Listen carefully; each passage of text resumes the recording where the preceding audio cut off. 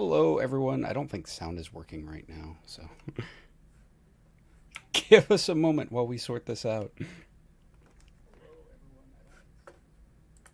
Oh, it works here. Great. Okay. Hello, everyone, and welcome to episode 98 of Lore Lines. We are here with our esteemed guest, Rook, today from the Rookery. Rook, do you want to give people, those who aren't familiar with you, a little bit of an introduction to yourself, where people can see you, things you've done? Yeah, absolutely. Hi, I'm so glad to be back again, and even here on our cozier day without the whole cast. So I'll just do a lot of extra talking to make up for it, which it turns out, am pretty good at, I think, on the internet because that's what I do most of the time. You can find me talking to myself in chat over on my main channel, which is Rookery, Rookuri. You can find me talking to my co-hosts on my own podcast, Aetherite Radio for 14 and The Lightbringers for Guild Wars 2. And you can find me doing a lot of shoutcasting, hosting, and commentating for a variety of different MMORPGs. You may have seen me over on Mob Talk. You might have seen me doing WoW stuff, or even doing some special events for Guild Wars 2. I basically just love MMORPGs. I'm a huge fan of story lore and all the content from casual to hardcore. And I'm also a filthy role player. So it turns out that, I fit in just, I think, really well when we first started talking here on Lore Lines. And I'm so happy to be back to nerd out more with everybody about Dawntrail. All right. Awesome. I'm back by the way, sorry, apologies. Welcome back, welcome back. Thank you. So give me just a moment. I am coming through loud and clear. For some reason, I'm not getting any response from Discord, so this is fun. So give me just a moment while I fix this. Meowth, if you and Rook would like to talk about Guild Wars 2 stuff while I get this figured out, totally cool with that. Oh, sure. Like, they can't hear us at all? No, they can hear you. So I'm not using my headset today, so you're actually broadcasting through my speakers, through my microphone, and back out, so they can hear you, just not very well. All right, all right. Well, we can vamp a bit here. So, yes, we've been talking. We got Dawntrail obviously for 14 coming next year, but those of us who are also Guild Wars 2 players, Meowth and I over here nerding about the fact that there's an expansion starting for Guild Wars 2 next week. Yeah, Oh my gosh. and I will finally get a damn sky scale after years. Okay, we're good on Discord. Okay, great. Okay, so I know that was a short Guild Wars 2 conversation. And done. Great. All right. So- now moving on to Dawntrail. Yes, so Rook, tell us how your fan fest was. So I know you've talked at length about it, but tell us what your experience was like. Oh my gosh. So we're gonna do what? 3 episodes today? Is that what you want to do? Just back to back? Because we could talk forever about that question. No, I mean, this is my first fan fest. I have been wanting to go since I started playing the game back in Heavensward. And the year that I finally was able to, I had hotels booked with friends. We were all ready to go. We had all of our badges locked in. Was the year, of course, that we had to cancel because of the pandemic. And I mean, it was a good move. I'm not absolutely the right choice. But this was the first fan fest I've been able to go to in all my years creating content or playing 14. And it was amazing. Like, it was everything I thought it would be and more. And it, like, honestly, it's such a special experience to be with everybody. It was something that, like, I'm still emotionally processing. I feel like I was riding the high for days, to actually get to see all of the devs, to even get to run into you, Cobb, just even for a second. I mean, everybody was so busy. It was such a flurry. I had no idea just how, I don't know, nonstop it would be, especially because we didn't, like, myself and my partner, we didn't add in a bunch of extra days on either side of, like, FanFest. And now I regret it because I was like, I wish I could have scheduled a million get-togethers and meetups and dinners and lunches and everything with everyone. But it was incredible. The events and panels were fantastic. The energy and the hype of everybody, getting to meet so many folks, just absolutely humbling and wonderful. I mean, in equal measure, FanFest was wildly overwhelming. It was chaos incarnate, and there's been a lot of feedback, particularly about some of the disorganization, the like growing scale of the event, as well as some of the very serious ADA issues that happened over the course of the event. So it was just overwhelming in both the most amazing and the most like literally overwhelming ways. But it was wonderful, and getting to actually see our first peek of Dawntrail is something I will never forget, being there with everybody for that keynote. I would say the keynote definitely sets kind of the bar for the weekend. It's unlike anything I've ever seen. I've been to hundreds of conventions in my lifetime, and FanFest really is, to me at least, something very special, and it's almost electric what the atmosphere is like when you're going there. And everyone's so excited. Everyone's really happy to be there. You're right, it wasn't perfect this year, but it was still just such a unique atmosphere at FanFest. Everyone's there because they're excited about the same thing. They love the game, whatever aspect of the game that might be, however they choose to enjoy the game. Everyone's there because they love this game. They love this dev team, and it's just such an awesome experience. And if anyone ever gets the opportunity to go, I highly recommend that you go to FanFest because it's just so unique in just the atmosphere and then everything about it. And to your point about feeling like there's not enough time, you look at the schedule and you're like, oh, there's not a whole lot going on at FanFest. They've got 3 things going on the second day, and there's like 4 or 5 panels on the first day, and that's it. And then you get there and you're like, oh my god, it's like nonstop. There's just running around and there's not enough time to do everything. Yeah, because you don't even necessarily think about the fact until you're really almost on it that there are going to be more people in person in one place together that you probably know or have connections to or share interests with than you ever have been around before. That's like specific to 14, you know? And when you think about all of that, and then you think about too, in addition with like the new location at the convention center, it wasn't quite as convenient to just like pop out, like I'll just pop out and, go run to a restaurant or something. It definitely wasn't something where I oftentimes felt like we had the full extent of time if we wanted to make sure that we could get seats for whatever was next, if we wanted to make sure that we could, still be mingling or talking to people or trying to do whatever other activities. So it was something where I honestly thought, oh yeah, I'll be able to like schedule, we'll go out and we'll, go do lunch and stuff between these panels and all sorts of things. And then we're just sitting there like, we can't leave this place. We have to stay here. Right. Not to forget about the oven that was outside constantly. Oh. Yes. It was hot. It was hot in a way I knew it was going to be hot. I've experienced plus 100-degree heat before, but I have never been to Vegas before, and I really haven't spent much time in more desertous kind of climes. And oh my gosh, literally everybody I know that went just keeps saying the breeze was hot, the wind was hot. It's like when you open the oven and a rush of hot air comes out of it. Right. That's what it felt like. It just felt like you were in an oven 24/7. And I will say, usually when it's hot outside, you're like, oh, the breeze, great. It makes it better because you can sweat. But you don't sweat in Vegas because it's so dry. And so it's just a blast of hot air in your face, and it makes it worse. Meowth, go ahead. No.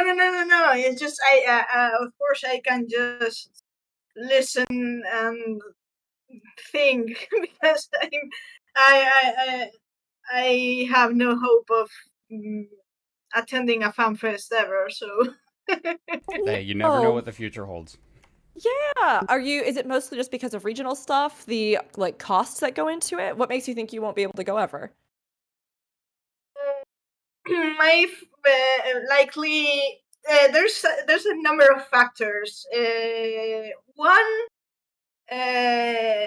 it's my financial status is remarkably low, and second, I'm terrified of planes. So But I'm assuming. I mean, you can still knock me out with a hammer or something and drag me into the plane, and that's one way to do it. But remind me, are you US? Are you EU? Are you? I'm European. Yeah. Well, there's amazing train systems throughout all of Europe. Maybe that would be an option. You know. Yeah. Except Think about it. like except this year because it's London. But anyways, I didn't get picked, whatever, for FanFest. So anyway. Well, I mean, the cost point of that is something that I think a lot of people will be able to resonate with. You know, we did have a lot of discussion this year too about the fact that FanFest tickets were more expensive, at least as far as I know, than they've been in previous years. Absolutely, they were. Yeah. And yet we had triple the amount of attendees. So you'd think earning more from the event, although obviously they had to accommodate all of the people as well. And the fact that in addition to that, when you're looking at places like Vegas and things, I mean, every city is going to have expenses. But I mean, my gosh, yeah, like a lot of the hotels, at least that I looked at, were non-refundable, pay up front at booking. A lot of them, like the lifts actually were what really got us. I was so surprised. We booked a hotel a little bit further away because we were trying to save money. And we ended up paying more just in lift costs to travel like 10 minutes, if even, to the convention center each day than we would have if we had just booked the more expensive hotels right next to them. And it was always like a hassle with traffic and stuff. And I think that like prohibitive cost is something that I hope Square Enix continues to look at, because it is tough when on top of that, then you're also like all of the merchandise can be very expensive. The food at the event was wildly expensive at the convention center. And we didn't even get as much as in previous years. So we didn't get the digital goods package. You know, the sort of things they were giving away at the event itself were very limited. You know, there was like the poster and a sticker you could get kind of thing.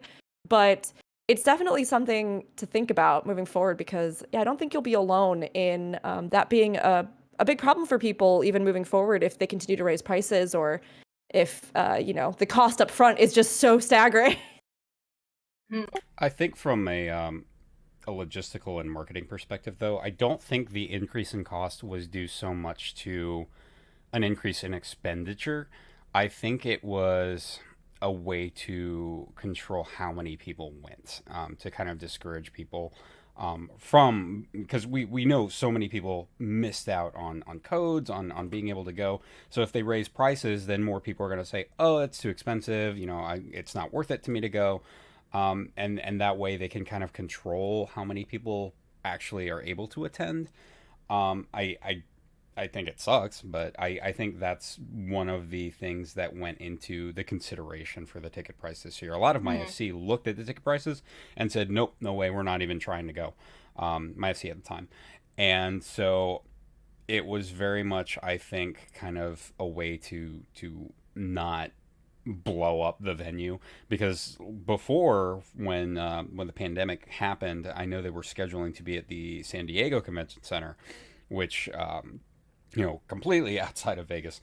So I know that they were considering, you know, crowds and how many people are attending to be kind of a huge thing this year, because the game kind of blew up. True. I was really surprised to find out, though. I guess I wasn't really sure what the range of events that are similar to this are like. And we recently did some research with Aetheryte Radio on BlizzCon's attendance. And they've had crowds up to 35,000 people for BlizzCon. Wow. Which is staggering to me, but it does put into perspective, I think, some of the scale of growth, because BlizzCon is about comparable as far as I know with price, although they also have some certain like VIP offerings where you can get badges that allow you special access to things, or would guarantee you something equivalent to like an autograph signing session, like we saw as random chance at FanFest this year with the golden tickets in the bags. But it is interesting, because I understand, I totally agree in the sense with what you're saying, Cobb, that by raising those prices, yes, they are also, I think, trying to control or mitigate the amount of people. But when this is a massive fan event for your game, I think that balancing player accessibility and ability to connect with the game, as well as continuing to scale up and, know when it's time, perhaps, to bring in another team that can handle larger events or to hire consultants and expand out. I definitely think that's something that Square Enix right now is sort of at a crossroads with, because the game has blown up, like you said, which is amazing. But it does mean that for these big events that are real highlights for the community, of course, I think we want more than anything for it to feel like something that everybody is excited about, rather than something that everybody feels like, it's going to be a big strain on them, or, that they can't be a part of that event and community because they just don't have the cash up front, and things like that, especially for a game where so many people subscribe and invest money in it every month. It's definitely something where the community, no matter their financial means, puts an investment into the game, and I think deserves to get to be a part of a lot of this stuff. So Yeah, no, I completely agree. I actually, on the end of the last day, we ran into the the executive director of the event, and I don't believe he was with Square. I believe he was contracted out, the guy who like built all the sets and kind of coordinated everything. So that was interesting talking to him. But I will say, the announcements and things and the live stream broadcast of all of it, right? They do a great job with that. And there was so much that I genuinely felt like with FanFest this year. We've all been in a little bit of patch lull, but there was so much that got me so excited. And Dawntrail is looking so refreshing and so fun and like a great adventure that I can't wait to take with everybody. Oh, same. I will say I was kind of fizzling on my motivation, but FanFest did a really good job of kind of reigniting that. So I'm really excited for Dawntrail. I will say, with this first FanFest, we kind of enter this unique period in 14 where, there's a lot of speculation and a lot of excitement and energy about what's coming up, and I encourage everyone to enjoy it. This time will never come again. Once we get the answers, that's it. And it was the same thing before Endwalker came out. We had all these questions, and there was so much speculation and energy. And then Endwalker came out, and we got the answers, and we're like, okay, we're not talking about that anymore. So enjoy this, enjoy the next year until Dawntrail comes out, because this time will never happen again. So anyway, I want to get into kind of some of the speculation about Dawntrail. What do we expect to see? What kind of new jobs do you think are coming? What do you think the story's going to look like? What do you think, what's going to happen? Or are we going to see anything new and interesting? Like just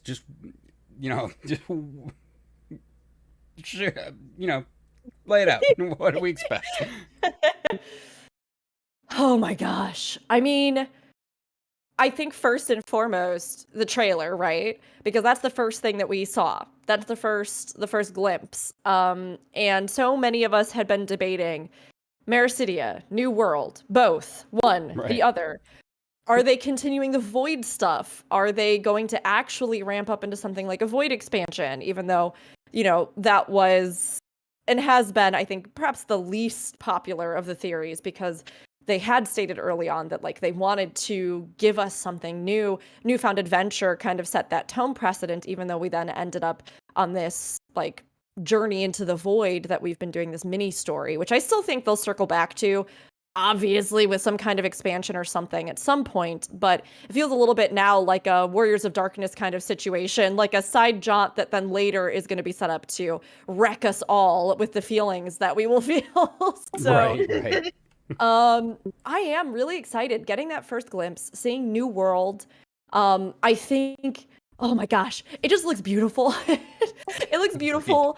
And we were all, at least I was theorizing that Erenville would be a major player. We know Kryl is going to be a character in the future, and we haven't seen her like a big player in the lineup in the future. We haven't seen her in the trailer yet, though. But Erenville kicks that whole thing off. And then the moment we saw the Mammal Jaw, with all of that, yes, obviously we're going New World, and it'll be really interesting to see how they handle this, because there's a lot of possibility for concern. Yeah, so I dropped the video on this. I don't know if you've seen it, but that's My Heritage. So I saw it and I was like, oh no, this is where we're going with this. I do think you make a good point about Kryle. I'm really excited to see Kryle in the trailer because I think Kryle is going to get a glow up. She's been a devout since Heavensward, and as far as I know, is one of the only Scions who hasn't gotten a job change. So I am very much expecting to see Kryle in a new job coming in Dawntrail. So I'm very excited about that. And you're right. I think everyone who knows anything about the lore says as soon as they saw the Mumalja, they were like, it's the new world. We're going to the new world. That's it. I do want to say, address AC Gears and Arms in chat says, I'm confused why some people think Dawntrail will be bad. It's just going to be different. Doesn't mean it won't have stuff we're used to, like trials and new locales. So, yeah, I don't know if you want to address that, Meowth, Rook. I think it's too soon to consider it's going to be bad, it's going to be good. Right now, to me, it's just there. It exists, but we don't know nearly anything about anything as to make a judgment because we don't even know. The only thing I have clear is that that upfront of beach episode is just a facade. That's just that's just a lie. It's going to be deep and it's going to be complicated and it's going to likely punch our feelings and yeah. So I'm not swallowing that thing about beach episode like no. Yeah, it'll be a beach episode for like the first hour and then it's gonna start gut punching you. Did you forget the team that makes this game? It's going to be like in Endwalker, that part with Thancred and Urianger when we go to Thavner and it's the ether sickness episode. That's all it's going to be the beach the happy beach episode. I mean, I think it depends on what you're using to quantify it as good or bad, right? It doesn't have to be Shadowbringers. It doesn't have to be Endwalker. You can still have an incredibly satisfying adventure romp that is an adventure romp and isn't necessarily a culmination of 10 years of story or an expansion that has some kind of massive twist that subverts everything you ever thought you knew about a world, right? And I think if they really lean into that, it will be great. I honestly think at this point, most of the sentiment that we're hearing, it's not uncommon in MMO communities, right? This is, as long as any of us have been in them, the longer you are in them, the more you see the same kind of cycle repeat, right? A new expansion starts to come out. Everybody shouts, dead game, new expansion bad. I hate all these things about the game, so the expansion will be terrible. This game's, on a decline. And then when you actually oftentimes look at those games, it's like, no, numbers are higher than they've ever been. And actually people have enjoyed a lot of things. And so I think as always, we have to just, especially in the MMO space, take feedback with a grain of salt because we truly, I mean, just like Meowth was saying, we truly don't know what an expansion is going to be like until we experience it. We have no idea what the story, all the things they're going to deliver, how it comes together in a bigger picture. We have no idea about the class balance even until they release it, because even with media tour previews, right? They drastically change things from that. They drastically are overhauling things, tweaking things. Sometimes they drop unexpected things on us. So it's one of those things where, I encourage everybody to try as much as possible just to be even keeled about it. I think it's been a little bit exacerbated this time around just because we got through 10 years. Mm-hmm. Having that finale, whether you loved Endwalker, whether you were indifferent, whether it wasn't your favorite expansion, which is also valid, that's a huge thing, I think, to come through, a huge milestone and a huge narrative capstone. And there are so many things that the game is just absolutely excelling in right now, and that it's doing better than any other MMO. And there are areas where, sure, feedback and improvement are definitely needed, but that's how every single game goes, right? Yep. Every game has this process, especially live service games like MMORPGs. So what they do in the future, we have to wait and see. But I think there's a lot of kind of fatigue in the community right now, both from veteran players. New players are thriving because they have so much to go through. They have this complete 10-year arc. They have all of these amazing expansions.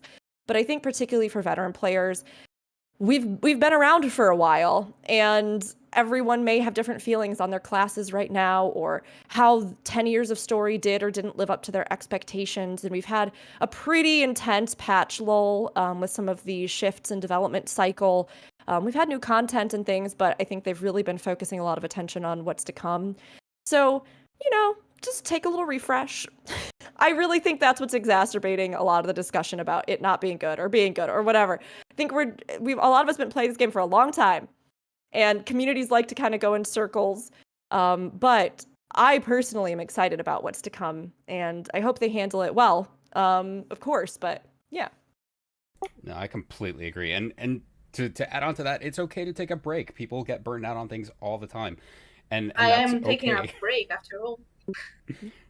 I kind of took a little bit of a break from the game. I'm getting back into it now because, of course, Dawntrail hype. But I agree, it's too early to really be able to judge whether an expansion is good or not. Hey, Tetsugen. I think that Square, especially Business Unit 3, they are masters of misrepresentation in their trailers. So, we get this happy vibe. It's a completely different vibe in the trailer from any other expansion, and everyone's like, "Oh, it's gonna be terrible because it's a lighthearted adventure," but it's gonna be that for maybe 5 minutes. We'll see. But I think that this is actually a really good opportunity to kind of change the format. So I constantly compare this game to Star Trek because they do take a lot from Star Trek, and I don't know if anyone's seen the meme where Final Fantasy 14 is just Star Trek. But one of the best original series Star Trek movies is Star Trek 4. There's no heavy. It's just a wacky adventure, and it's fun, and everyone just has a good time, and I don't see anything wrong with Dawntrail being that if they want to make it that, and not having this huge threat, and just saying, we're gonna do this thing. It's gonna be a character exploration for everybody. Everybody's gonna grow and develop, and we're just gonna have a good time, and that's okay. It doesn't have to be a world-ending threat or something that's gonna destroy the universe. I'm fine with just going over there and just having a good time, having fun, and maybe there's a guy being an asshole, we kick his ass, and there's the final trial. It doesn't have to have these massive stakes. So, as a former World of Warcraft player, I don't I like let's consider Mist of Pandaria like one of the most light-hearted, between quotes, expansions, and I think Mist of Pandaria was one of the best expansions of World of Warcraft. So I don't know if any of you have played. I played It's it, so yeah. good. It It's was so really good. good. Yeah. So I Mist of argue you Mist- with the most lighthearted though. The Shah were terrifying. I mean, the shot got Yeah. pretty intense, but it goes to show that you can have something that is lighthearted in tone, but that has serious undercurrents, right? Exactly. Yeah, that's what I meant basically. And Pandaria also has this sort of new world vibe in a sense. So yeah, I mean, like I was kind of reminded in hindsight, I was kind of reminded with Dawntrail's trailer. It's kind of a bit of a tongue twister there. A bit. It reminded me a bit of Mists of Pandaria's trailer, and how it's well, of course, not. It's not about the Alliance and the Horde bringing war to Pandaria and stuff, but we know there's going to be a bit of conflict there in Tural. So Yeah, I agree. I think that it can be fun just as it is. I mean, the film Road to El Dorado has an incredibly lighthearted Oh comedic yeah. tone Oh my and god. deeper moments. There, like, I mean, it gives me a similar vibe. And of course, although the kind of adventure genre carries its own issues with, like, I don't know, stealing artifacts that belong to their native cultures, I did, and I still do really love, like, Indiana Jones and Tomb Raider and the spirit of adventure stories, right? And many cultures have their own equivalent of adventure stories, even outside of what some of us from the Western world more so might have grown up with. So the kind of idea of a journey, the idea of discovering ancient lost things or things of great value, the City of Gold, which is based in real mythology. I mean, all of these things are they get your imagination going. And sometimes you need that palate cleanser because if everything is always just one tone and that's just it, then you get tired of that tone. So Mm. I really do think that they are trying to do a fresh kind of, a fresh light beginning in a sense, but not necessarily that that has to be lacking in depth, just that it perhaps is breaking us free a little bit of the greater baggage or weight of stories so that we can just kind of go forth and do something new. But of course, I was actually surprised. I don't know about all of you. I was surprised that the Scions, all of the Scions are coming. And there's this setup supposedly now about the two sides feeling differently and kind of this, opposition and goal with the Scions. I really thought that for this fresh start, they might be shifting us ahead to a new cast, sort of like a new main ensemble sort of deal. And I don't feel necessarily bad that we have, these characters coming with us. And I think this will be a different way to see them. And Cobb, I totally agree with you in that I think Kryl will probably be our demonstrator of whatever the new spellcaster is, which I've heard. I mean, we can get into that. There's a lot of theories about what it could be. But I was surprised that all of the Scions seem like they are, for the most part, with us in Tural and in the New World. I think so too, and I agree. I think the kind of Scion versus Scion thing has a lot of potential. I kind of really want to see a boss fight against the Stola. Oh my gosh. That would be amazing. I would love that so much. Just, finally having to actually fight the Scions, as they are now. I think it's a great opportunity, and it doesn't have to be a battle to the death, of course, but just a friendly match, but no holds barred. Mm. Mm. I also have this inkling. I don't know why. So I know a year or two back, I know Square started hiring for a Spanish localization team. I wonder if we're gonna see a new localization for 14 come out. That would be great. That would bless the Spanish community, really, because most people here are kind of barred from playing 14 because of the language barrier. Because if it were just English, then fine. But people tend to forget that Final Fantasy 14 English is not exactly your average kind of English. So it's kind of... As we learned during the lore panel, yeah. So I am a relatively native level speaker, but most of it came from learning how... I learned a lot from Final Fantasy 14, mostly because I had to... Sometimes, at first, I recall reading and then having to pause and be like, I need to understand this by context. Right, Because right. it's kind of a... how do you call it? Kind of a bit baroque English, a bit antique. Yes, archaic. Yeah, it's antiquated. Maybe that's a good way to put it. To the point, I adopted a bit of some expressions from 14, some vocabulary, and when I'm writing my own story, my editor, it's a long story, but my editor, she's Swedish, you know her co-op is Cecilia Okay. says.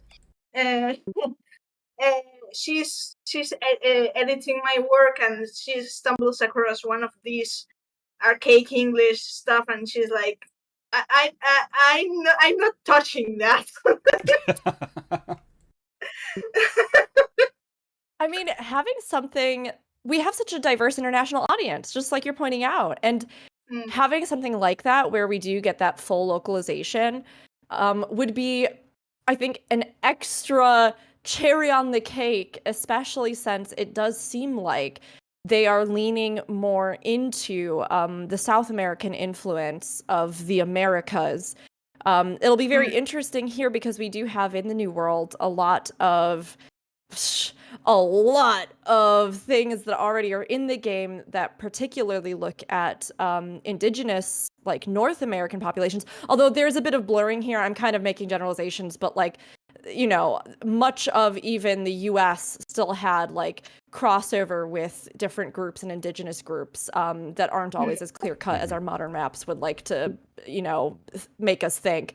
But at least from what we've seen with all the trailers, there is that strong kind of influence where we're seeing a lot of stuff that, you know, looks more Mayan or Aztec, or that has different references there.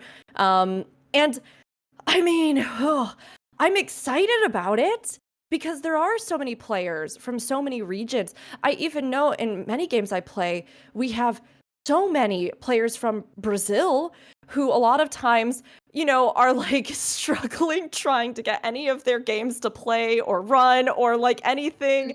And it's the same for any other region. I mean, any other, you know, area. But we have these huge gaming populations that are popping up that oftentimes are just lumped in with North America. And to like actually get to see some representation could be wonderful. And I'm sure, Cobb, you can speak more on this specifically. But there always there's a great weight with that too, which, you know, just from my outside opinion, is that oftentimes there are a lot of missteps in that kind of representation. And especially for, I feel like South America is very poorly understood by a lot of the rest of the world, even down to just like what a taco is.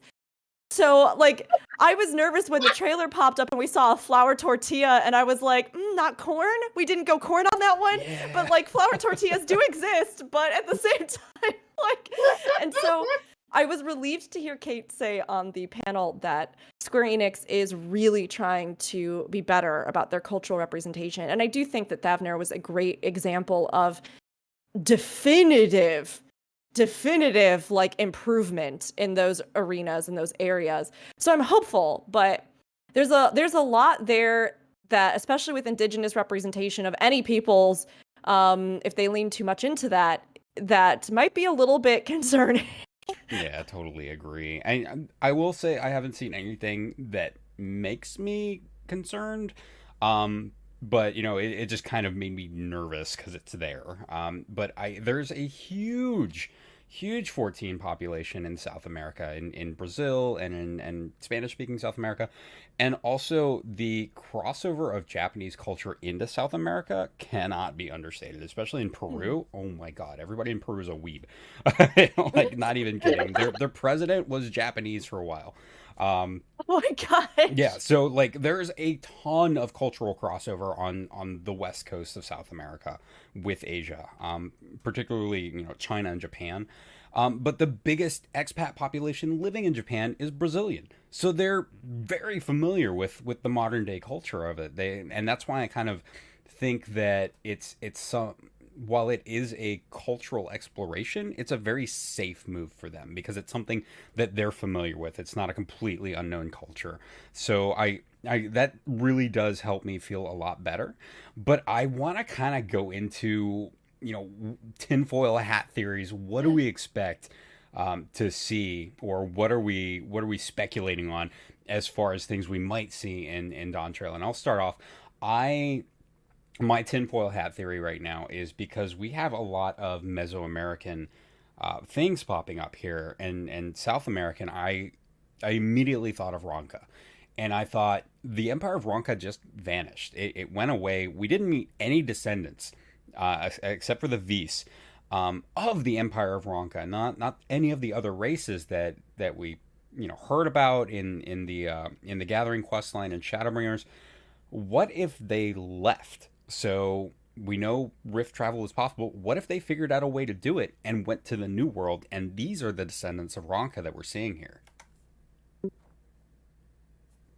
I mean, I think that definitely could be valid, right? I mean, we have Aaronville saying that this is his homeland, right? So it theoretically, if we're tying that statement with this new journey that he's undertaking, and the little tidbits that we've gotten with him making those references, it would make sense that there would be some kind of Vieran population that was native to, or had somehow gotten there in some way, shape, or form. There's also supposed to be quite a lot of Hrothgar, which was interesting.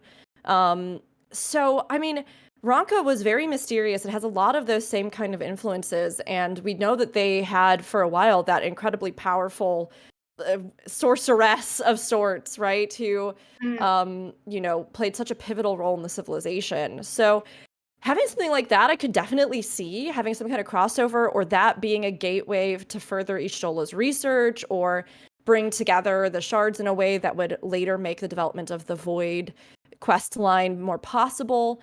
Could absolutely be a thing, or they could do something similar, just saying like, oh, there were similar echoes of civilizations that popped up here, that aren't identical, but that kind of have that same evolution. It would be cool anyways to have for once, instead of the source influencing the shards, kind of having the shards influence the source. I mean, that would be that's why I kind of get behind Cobb's theory about Ronka, and Ronka being Ronka being like the origin of Turel's culture. Also, if I recall correctly, Turel is basically a nation of many races. So that's interesting, because I guess that Ronka was also not just Viera. We just see the V's there, but they're just the Sentinels, basically. So Yeah, we see a lot of the other races in that Gathering quest line I was talking about. I know the Kikiran were part of it. I believe the Namazu were part of it as well, and some other races. The only race that we know wasn't were the Hears, as far as I'm aware. It would definitely parallel what we've heard with, the kind of difference in society in Tural. I love that they are taking this approach that, what's considered to be the norm in perhaps the mainland area we've spent the most time in 14, where the tribes are always at, odds with the spoken races, and there's this clash and all this kind of stuff, that elsewhere in the world, with that kind of separation and development of unique culture, we just see them just being a part of society and in fact leading society.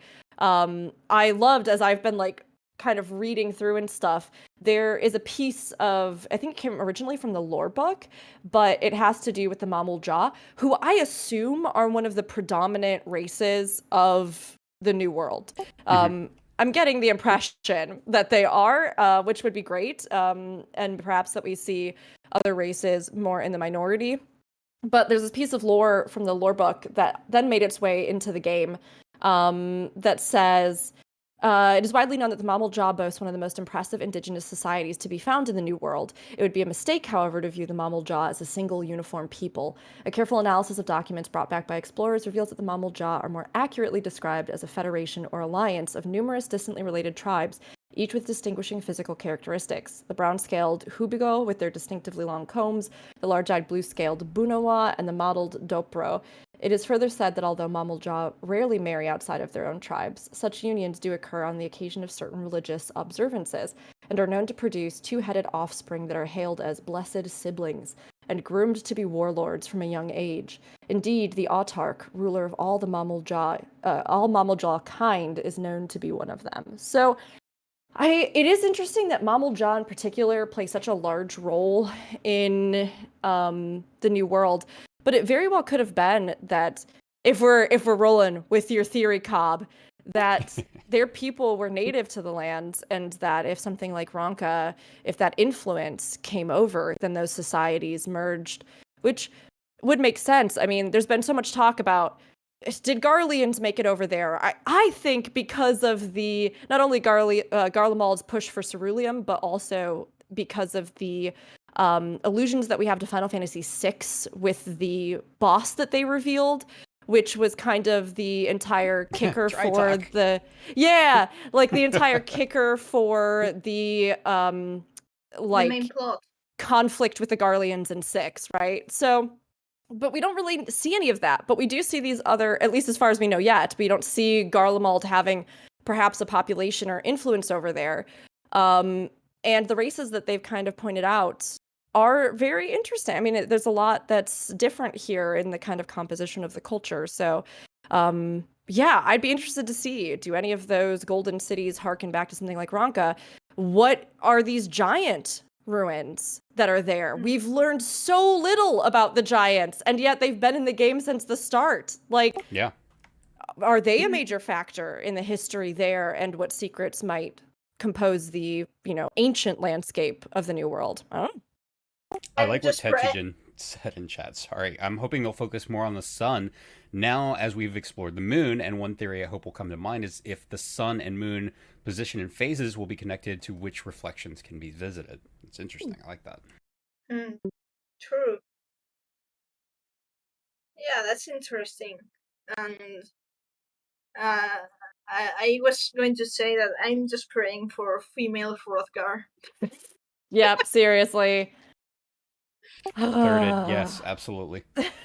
We better get like a major Femroth character. It better be like in the final part of the trailer or something. She appears, she's majestic, she's beautiful, she's powerful. We get the Hrothgar queen we always deserved. Yes, not a row, a Hrothgar. A Hrothgar. Yeah, Those are and beautiful, I mean, but yes, I want my Femgars. we don't know who the competing forces are in this competition for leadership either. I mean, is it that they are all two-headed Mamelja because of the, connotations of that kind of warlord status and the, conception of them under those religious circumstances? Or are all the peoples of the New World open to engage in this? Might we see players that are representative of the many different populations? I would assume yes, because it seems like they are a very open society. But yeah, they did say the blessed siblings were groomed for leadership from birth, but not that they were the only ones who were able to take the throne of the Autarch. So I think it's extremely likely we'll see maybe a female Hrothgar who's competing, and probably a lot of different races that are competing for the throne. And we don't know how long someone sits on the throne for. It could be 10 years. It could be for life. We don't know. Yeah. I think, to think about your broader question of just generally what wild tinfoil hat theories. I mean, the funny thing is that I feel like this is one of the few expansions where I don't have that many narrative tinfoil hat theories, just because I'm going, this could be so devoid, it could be so disconnected from everything that's come thus far. You know what I mean? Will we get some kind of nod to the ancients in this world? Maybe, I don't know. But as far as most of the major theory building, I feel like we're almost starting with a fresh slate. So I haven't been putting too much weight on and I think this will turn out to be a secret of this, that then, as opposed to more so just thinking, I mean, our jobs and stuff, right? There's been a lot of talk about, are we getting Pictomancer? I think I feel pretty strongly alongside everybody else that we are getting some kind of iteration of Corsair for the melee, be that Corsair, Musketeer, Pirate, Buccaneer. I feel like I'm on the boat of Meteor is showcasing the new class. I'm on the boat, pun intended. Agree with yeah. But I mean, there have been a lot of other theories about what it could be. And I would love if they actually leaned into the New World influence. I would love if we actually saw something that might draw more on the cultural influences or be inspired by the rich, history and lore and mythology and things like that, and even, combat styles and things like that come from the region. But I also am on the boat. I think Pictomancer makes sense as far as the turtles go, but Yoshi P has a shirt every time that like barely in the most ridiculous way connects to what the class is. I know we were theorizing maybe it's finally a full release of Blue Mage, which you could then take into actual content and stuff like that, because the turtles wear their masks and like that kind of thing, and so do Blue Mages. But I would hope that if that was the case, it would be in addition to the new jobs and not just one of the new jobs. I mean, I have recently, because I've been obsessed with Rokon, I've been super into Onmyoji. And at least from what we got with Rokon, they do make mention of like a staff or a bow staff. And some of the things that they described there, I thought were really interesting. And I suppose you could very loosely tie it to the martial arts and weapons of the turtles, perhaps. But yeah, I think that's mostly where my speculation has gone, specifically to that. And I'm curious if they're going to actually give us some kind of choice with who we back. Because of the Scions being against us, I'm assuming at this point that we will be on a set, we back this person who's our new friend in whatever way. I mean, for all we know, Aaronville might be a contender. If he has this long unsettled business in his home and all these things he's been mysteriously alluding to, or perhaps he's supporting one of the contenders, or it's somebody that's from his own family. So I assume that they're going to have somebody predetermined, but it would be really interesting if this was an expansion where they finally allowed us a degree of almost divergent choice in some way. I don't know how they would pull it off, but it would be cool. So I love that. That's really interesting to think about how they might, cause the paths to diverge depending on who you pick. And, there might be a third party that comes in afterwards, so it doesn't really matter who you pick, but it would be a different MSQ, for like, a level or two, depending on who you picked. That would be incredible. And then you could go and play the other one through New Game Plus, but that would be awesome, and I would love if they did that. That would be so Guild Wars too. And they've done it before. They've done it with the split quest line where you can go one way or the other. All they have to do is say, okay, if you choose to go to Falcon's Nest instead of Sea of Clouds, then you can't do Sea of Clouds. It just jumps you to the end of that quest chain. They could do it. I think they could find a way to do it. Of course, it would be difficult. There would come a point where, yes, I would assume you would have to have a unification of the narrative. But it would definitely be a brand new horizon for 14 in a lot of ways. And to allow you the agency as a player to put your own hat, like toss your own hat in the mix and like actually back somebody would be really cool, because I can't imagine they're going to have this go the way of the Unsol. What's it actually called? You know what I'm talking about? In the step with the competition to become Khan. It's the Unsal Ha something. Isn't it? Somebody will get it. I can't imagine that they're going to have us like play the role of a competitor ourselves again. But how they then want like us to form a connection or attachment to the factions that are vying for power while also making us feel important and powerful as a character is something that I think has a lot of interesting potential. Like, are we going to discover something relevant to ourselves in the ruins? Or the whole Azem thing, if they want to keep going with that, because that's one of my favorites personally. Are we going to discover something like, yes, being able to push further with the void things, or a portal between the realms, or Ronka being involved? How are they going to make us care about it in a way that also gives us a feeling of being the hero, even if we are like supporting the election of somebody else?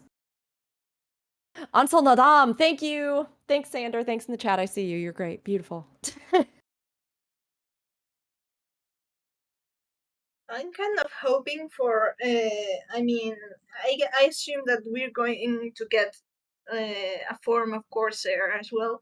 Like I was playing Tactics Ogre Reborn last week again, and one of the jobs of one of the characters you can recruit is Buccaneer, and basically the job allows you to use in one hand a sword and in one hand a gun.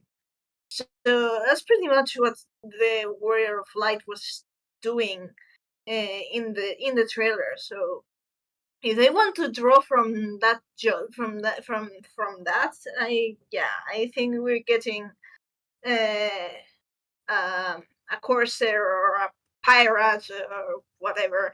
But I'm interested in what's going to be the other DPS, and I'm kind of crossing my fingers for some form of elementalist. Like for Cool. elementalist was it was a job in Final Fantasy Tactics Advance and Tactics Advance 2. It's a Viera job. It's basically calling for different elemental spirits. It's single target job with all of the pretty much all of the elements, and they also had the ability to change elements. It was a really interesting job. In the official art, they're depicted with a staff, but in game they use rapiers. Though I don't think they're going to be using rapiers when Red Mage already uses a rapier. Yeah, that would get a bit confusing. But it could be something like also the Geomancer in Tactics Advance 2, which is a job that uses a pole as a weapon, and I'm interested in the pole as a weapon, not as a staff or a cane, but more like something that you can also use to cast spells, but you can also use to whack the hell out of whoever. Like in Guild Wars 2 Revenant with or Daredevil Thieves, like you use the staff to whack the enemy, yeah. I would like that, but that wouldn't be very much. That wouldn't be very spell casting. Do we know if the other job is going to be spellcaster? Yes, they did confirm. As far as I recall, they confirmed at FanFest. Yeah, they did. Okay. I know, Rook, you've got to go soon. One last thing. A little bit in the closer term, what do we expect to see at London Fan Fest in October? I'm hoping we get one job reveal. We normally do, don't we? They do one and then the other. Right. Or am I They'll do the misremembering? first one, yeah. Yeah. So I'm hoping we get one job reveal. I think with Viera, did they save that for the last FanFest? Was that saved at JP? Or was that EU? I'm trying to remember. I want to say it was EU, and then Dancer was revealed at JP. Yeah, I want to say that. I feel that too. Maybe we're wrong, but I'd like to see Femhroth because they did tell us they were going to be out in the patch cycle before the expansion, and there's no sign of them. So right. I'd really love to have that reveal with Femhroth. Give us one of the jobs. Would love to see what that is. And I mean, they really surprised us with some great quality of life stuff with, I mean, most notoriously the 2 dies, which everybody's really excited about. But I would... Oh, go ahead. I got to give it to Yoshi P because I remember in a live letter, or I don't remember when it was exactly. It was like 4 years ago. Yoshi P got asked about dual channel dies. And he said, maybe when PS5 comes out. And I've been hammering him on that for years because the PS5's been out for a while now. And I was like, where's my double channel die? And then they announced it. And I said, okay, you didn't forget. Thank you. Yes. So, I'm hoping that we get something even bigger in that quality of like player quality of life or features that players really want. Whether that would be something more like WoW's transmog catalog, that you can now actually collect all of the appearances of all the gear in the game without having to play this game of I put it in a box, I take it out of the box, I only have so many spots in the box. Right. Like, just give us an unlockable catalog. Or instanced housing, if Island Sanctuary really has been some kind of test in regards to solo instancing and like the capabilities of customization within that. That would be amazing if we got instance housing. I just really want to see them come out with some kind of big, much requested feature that we're getting with this new star. I mean, we obviously have the graphics upgrades and many other things that are wonderful, but I really want them to bring that forward. And I don't know if we'll get it at EU, but I know there is a lot of discussion too right now, perhaps about some of the extreme simplification of classes. Not to say that they aren't still fun to play and that there isn't still a lot of very good things in the class design, but I hope between this or JP FanFest, they perhaps also speak a bit about future plans for combat and class design in the game. And if we're going to continue kind of going the route of like very much simplifying, streamlining, or if we're going to see perhaps a bit more of, a little flavor thrown back into the classes.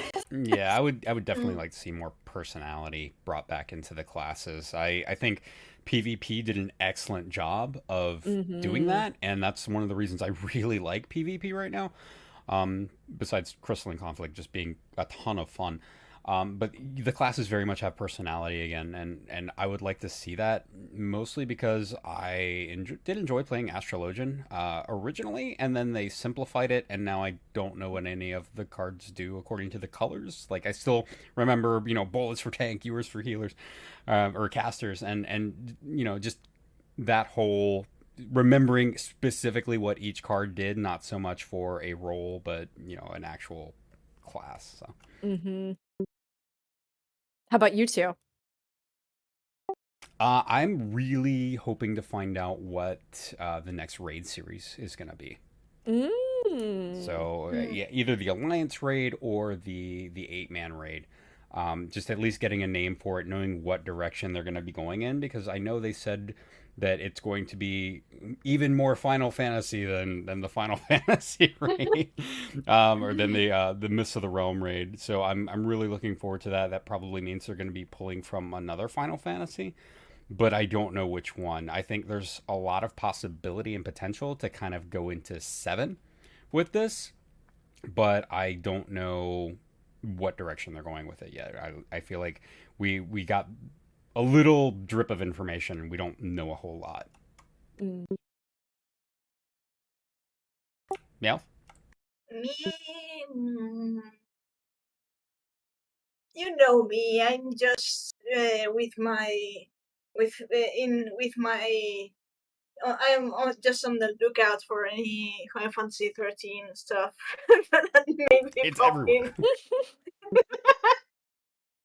No, really. I mean, like I said the other day, like the logo was reminding me a lot of the Pulse Vestige, and I was like, You're not wrong. So going on that thought, so do you think that the in Taliel, the big palace at the top of the hill, do you think that would be something like a Vestige where there's a primal inside? Ooh. It's kind of possible. I mean, not so. So there's. So the thing with 13 is like Hop realized it's basically everywhere in 14.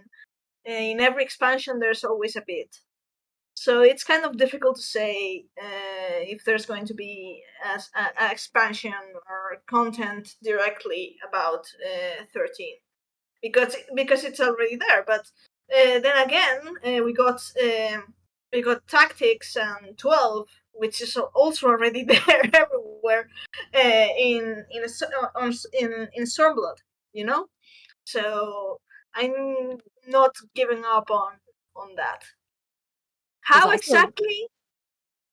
Oh, I was going to say, there's also the question of, do we even think that primals are going to necessarily be like our major trial bosses moving forward? Because theoretically, if we've brought to resolution some of the things about primals, about their flawed, the way everybody was taught the incorrect way to summon them and things like that, are we going to be seeing something more like other kinds of beings, or just incredibly prolific beasts, creatures, other supernatural forces in the world?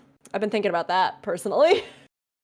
Yeah, that's really interesting, considering that we've really only seen primals in specific areas, so either the moon or Eorzean area. In Othard, it was kind of a different situation. On the first, we didn't see primals really at all. So yeah, that's interesting to think about. We didn't have primals really in Shadowbringers. We had the Light Wardens. Right, right. We had Titania and we had Innocence. Both. Yeah, and they were both Light Wardens. The only primal I actively remember was Elidibus. True. Yeah, true. Because not even Hades was a primal. It was just right. If we don't count perhaps his second form, which is kind of a pseudo primal. But... Yeah, I don't count that. Yeah, it's like the guardian force or the true form or the Yeah. So Shadowbringers didn't really have any other primal than Elidibus. Yeah. So but then we had Endwalker, and the trials were primals, really. They were, but they were summoned a long time ago, so I don't really count them. I mean, we had the thing is that in Endwalker we had two what would have been in other expansions would have been like major trials, like the Magus Sisters and Anima. They were shafted to dungeon bosses, and it's fine because the big damn primals were those who we fought, actually. So yeah, but I don't think I'm kind of inclined to think that from now on is going to be less restricted, as of, not just primals and stuff. Maybe some other creatures, or there's going to be more. Like, for example, I'm thinking if we come to an expansion in Meracidia, I'm kind of expecting a trial being a dragon, for example. We already had a dragon, like there was Nidhogg and stuff, so it's not like it's unprecedented.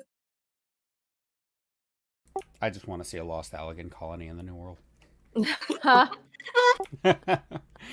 But Rook, I know you've got to go, and so thank you so much for joining us today. We're gonna wrap here. So I want to thank everybody for joining us in chat.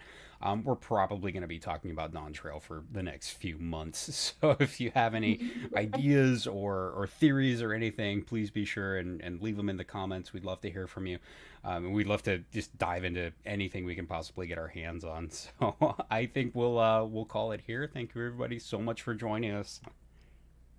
Thank you. It was so much fun. I always love having a chance to chat with all of you. All right. Have a good one.